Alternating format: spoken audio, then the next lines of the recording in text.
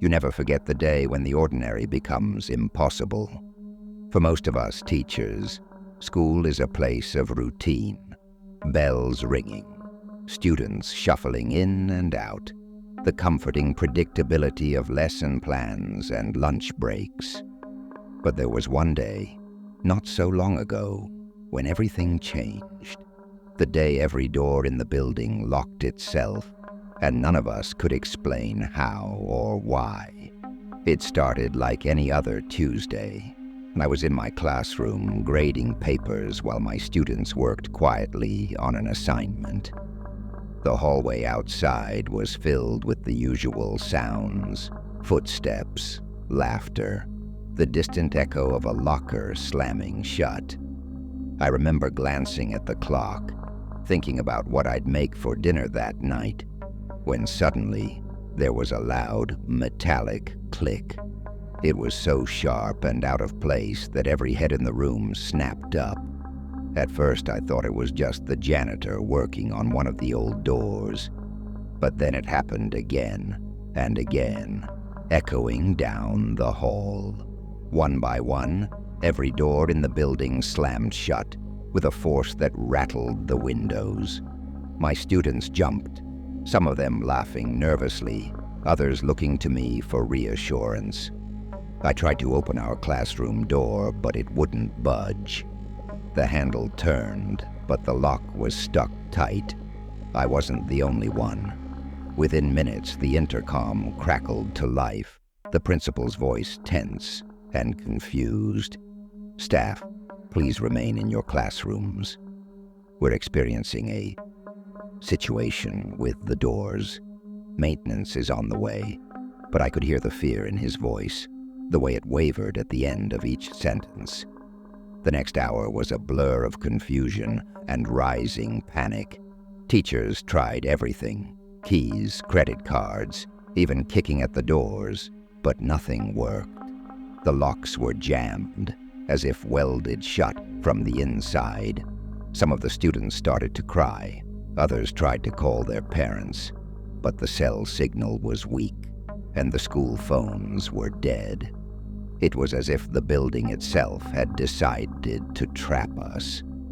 I remember the sound of teachers calling to each other through the walls, voices muffled and anxious. "Is your door stuck too? Can anyone get out? What's happening?" No one had any answers. The principal tried to keep us calm, making announcements every few minutes, but his voice grew more desperate each time. Then, as suddenly as it had started, the building went silent. The air felt heavy, charged with something I couldn't name. My students huddled together, eyes wide, waiting for me to tell them it would all be okay. But I didn't know what to say. For the first time in my career, I was just as scared as they were. The silence pressed in on us, thick and unnatural. I tried to keep my voice steady as I told the class to stay calm, but I could hear the tremor in my own words. One of the students, a quiet girl named Emily, started to cry. I knelt beside her, promising that help was on the way, but I wasn't sure I believed it myself. I kept glancing at the door, half expecting it to swing open, half dreading what might be on the other side. Minutes dragged by. I tried the intercom, but it was dead now. No static, no hum, just silence. My phone had no signal, and the classroom clock had stopped ticking.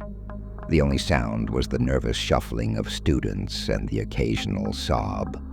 I tried to distract them, asking about their favorite movies, telling stories, anything to keep their minds off the locked door. But every few minutes, someone would try the handle again, as if it might suddenly give way. Then from somewhere down the hall, we heard a loud bang. It was followed by shouting, another teacher maybe, or a student trying to break free. The noise sent a wave of panic through the room. A couple of kids rushed to the windows, but we were on the second floor, and the glass was thick and reinforced. There was no way out. I started to wonder if this was some kind of elaborate drill, a test of our emergency preparedness. But it didn't feel like any drill I'd ever experienced. There were no instructions, no reassuring voices over the intercom, no sign of the principal or the janitor, just the locked doors and the growing sense that something was very wrong. After what felt like hours, the lights flickered and went out, plunging us into semi-darkness. The emergency lights glowed faintly in the hallway, casting long, eerie shadows across the floor. The air grew colder, and I could see my breath when I spoke. The students huddled closer together, their fear contagious. That's when we heard it, a slow, deliberate scraping sound, like metal dragging across concrete. It moved from one end of the hallway to the other, pausing outside each classroom door. Every time it stopped outside our room, the students held their breath, and I felt my heart hammering in my chest. The scraping would linger for a moment, then move on, as if whatever was out there was checking each room, one by one. No one spoke, no one moved. We just waited, trapped in the dark, listening to the sound of something or someone making its way through the school, searching for a door that might open. The scraping sound faded, replaced by a heavy, unnatural silence. I tried to keep my students calm, whispering that everything would be all right, but my own fear was growing. I could see it mirrored in their faces, wide eyes, trembling hands, the way they clung to each other for comfort. I kept thinking about the other teachers, the ones I'd heard calling out earlier. Were they still trapped too? Was anyone able to get help? Suddenly, the emergency lights flickered again, and the intercom crackled to life. But instead of the principal's voice, there was only static at first, then a low, distorted whisper. It was impossible to make out the words, but the tone was unmistakable, urgent, pleading, almost desperate. The students looked at me, waiting for an explanation, but I had none. I tried to respond, pressing the button on the intercom, but nothing happened. The whispering continued for a few more seconds, then cut off abruptly, leaving us in darkness once more. One of the boys, Jason, stood up and started banging on the door, shouting for help. I rushed to stop him, afraid that whatever was outside might hear. "We have to stay quiet," I whispered, pulling him back. "We don't know what's going on." He nodded, tears streaming down his face, and sat back down with the others. Time lost all meaning. The cold seeped into our bones, and the darkness felt alive, pressing in from all sides. Every so often I thought I heard footsteps in the hallway, soft and shuffling, but when I listened closer, there was nothing. The students grew quieter, their fear turning to exhaustion. Some of them fell asleep, huddled together for warmth, while others stared at the door, waiting for it to open. Then, just as suddenly as it had started, the lights flickered back on. The clock on the wall started ticking again, and my phone buzzed with a flood of missed calls and messages. I rushed to the door and tried the handle. This time, it turned easily, and the door swung open with a groan. The hallway was empty. The other classroom doors were open too, teachers and students spilling out, dazed and confused. We all looked at each other searching for answers, but no one had any. The principal's voice finally came over the intercom, shaky but clear. "The situation is over. Please proceed to the gym for further instructions." We gathered our things and made our way to the gym, still shaken, still searching for an explanation. No one ever figured out what happened that day, or how every door in the building had locked itself. But none of us ever forgot the fear, the darkness, or the sound of something searching for a way. In the gym, the atmosphere was tense and surreal. Teachers huddled together, comparing stories in hushed voices, while students clung to their friends, eyes darting around the room. The principal stood at the front, pale and shaken, trying to project calm but failing to hide the tremor in his hands. He told us there had been a malfunction with the security system, that maintenance was investigating, and that everything was under control. But no one really believed him. We all knew what we'd experienced wasn't just a glitch. Some teachers said their clocks had stopped at the exact same moment. Others described hearing the same scraping sound, the same whispers over the intercom. A few had tried to call for help, only to find their phones dead or filled with static. One teacher, Mrs. Alvarez, said she'd seen a shadow move past her door, pausing just long enough for her to catch a glimpse of something tall and thin, with eyes that glowed in the dark. She was so shaken she could barely speak.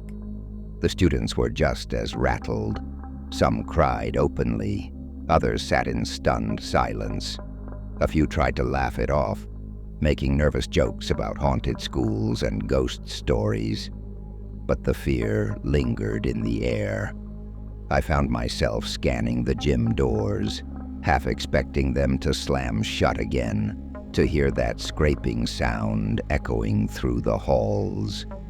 Eventually, the district sent buses to take everyone home early. Parents arrived in a panic, demanding answers the staff couldn't give. The news crews showed up, but the official story was always the same. A security malfunction, a brief power outage, nothing to worry about. But those of us who were there knew better.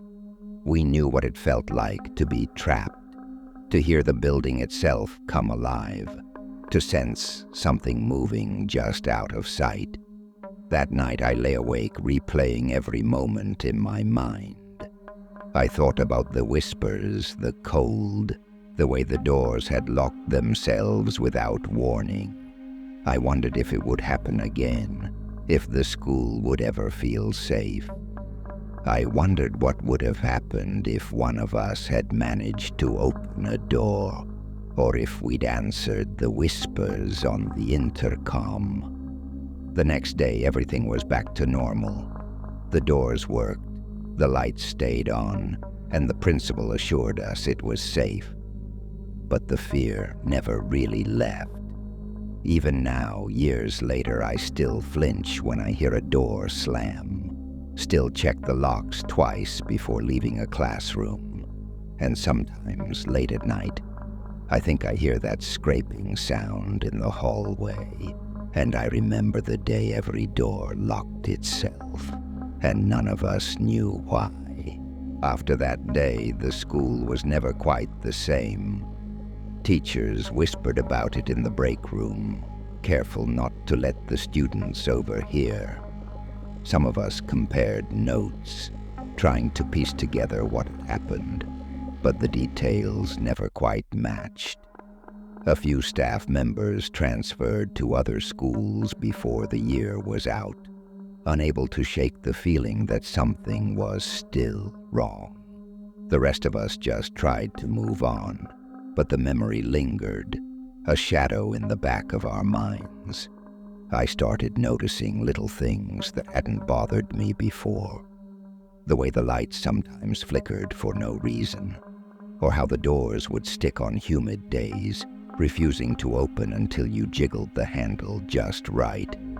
Sometimes, I'd find myself alone in my classroom after hours, the halls empty and silent, and I'd feel that same cold chill from the day of the lockdown. I'd hurry to pack up and leave, telling myself it was just nerves, But deep down, I knew it was more than that. The students changed too. Some became more anxious, jumping at loud noises or refusing to stay after school.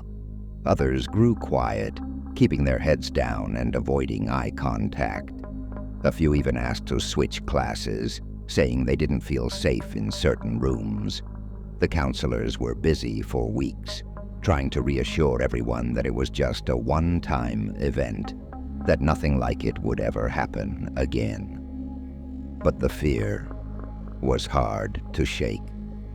One afternoon, a group of touchers gathered in the library to talk about what we'd experienced. Mrs. Alvarez, still pale and shaken, said she'd started having nightmares, always the same dream, of being trapped in a dark hallway with doors slamming shut all around her. Mr. Lee, the science teacher, admitted he had started carrying a flashlight in his bag, just in case the lights went out again. We all laughed nervously, but no one really thought it was funny.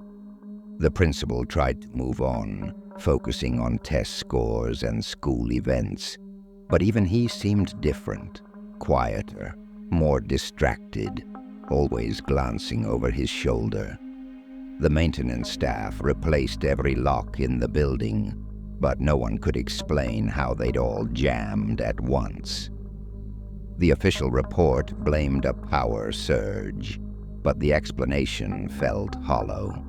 As the months passed, the memory faded, but it never disappeared. Every so often, someone would bring it up. A substitute teacher asking about the incident, or a student mentioning the day the doors locked themselves. And every time, the room would go quiet, everyone remembering the fear, the confusion, the sense that something had been in the building with us, something we couldn't see or understand. Even now, years later, I still think about that day. Sometimes when I'm alone in my classroom after the final bell, I'll catch myself glancing at the door, half expecting it to slam shut on its own. I keep my keys close, and I always make sure my phone is charged, just in case. The other teachers do the same, though none of us talk about it anymore. It's become an unspoken rule. Don't mention the day every door locked itself. Don't ask questions you don't want answered. But every so often, something will happen that brings it all rushing back. A door will stick for no reason, or the intercom will crackle with static late in the afternoon. Once, I heard a scraping sound in the hallway after everyone had gone home. I froze, heart pounding, until I convinced myself it was just the janitor moving a mop bucket. But the fear lingered, cold and sharp, long after the sound faded. Some of the students who were there that day have graduated and moved on, but a few still come back to visit. They always ask if anything strange has happened since, and I can see the relief in their eyes when I tell them no. But I can't help wondering if they feel it too. The sense that the school is watching, waiting, holding its breath for something to happen again. I've read stories about places that remember, places where something unexplainable happened and the memory lingers in the walls. Sometimes I wonder if our school is one of these places, if the day every door locked itself left a mark that will never fade. Maybe it was just a freak accident, a glitch in the system, a coincidence that no one can explain. Or maybe, just maybe, it was something else. Something that wanted to remind us how quickly the ordinary can become impossible. So if you ever find yourself alone in a school after hours and the doors start to close on their own, don't panic. Don't try to force them open. Just wait, stay calm, and remember, you're not the first, and you probably won't be the last. And if you hear a scraping sound in the hallway or a whisper on the intercom, don't answer.